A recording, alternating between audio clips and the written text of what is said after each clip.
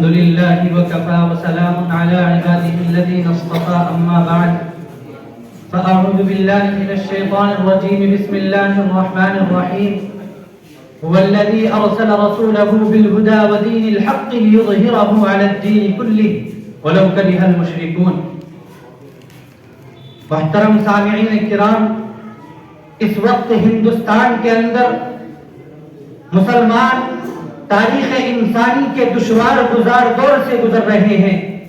مصائب و مشکلات کے طوفان بلاخیز میں گھرے ہوئے ہیں.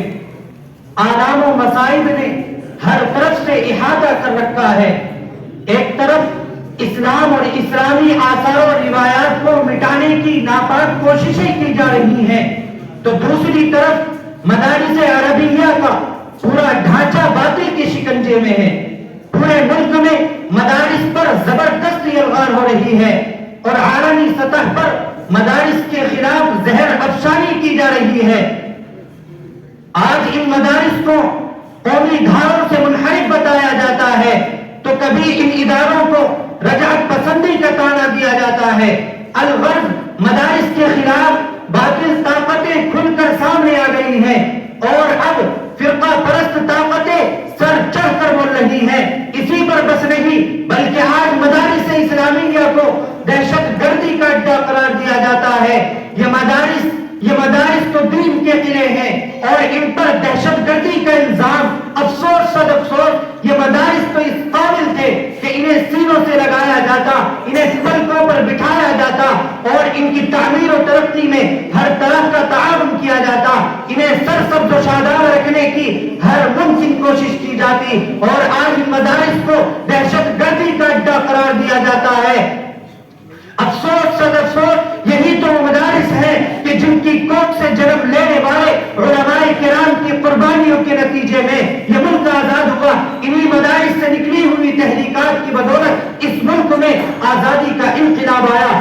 یہی وہ مراکز ہیں کہ جن کے جانباز سپاہیوں کی جد و جہد کے بعد باشندگان وطن نے راحت و سکون کا سانس لیا.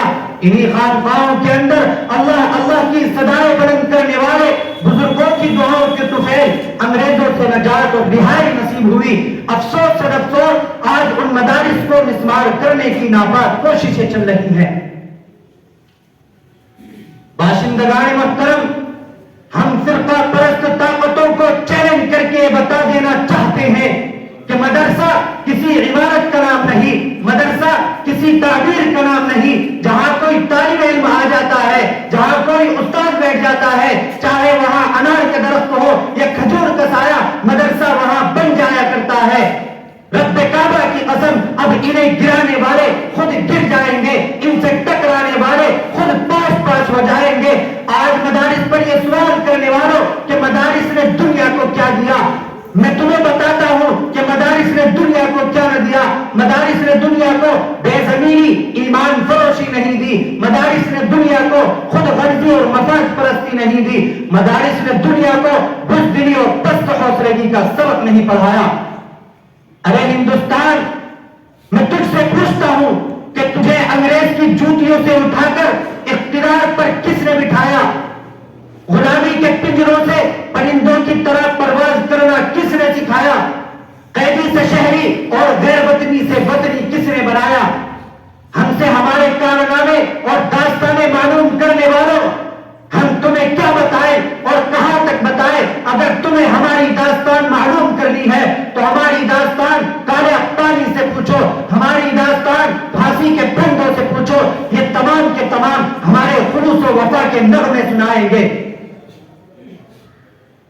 اقتدار پر اترانے والوں اور اپنے جم غفیر پر گھمنڈ کرنے والوں، اگر تم باز نہ آئے تو ہمیں کھل کر یہ پیغام دینا پڑے گا کہ سرفروشی کی تمنا اب ہمارے دل میں ہے.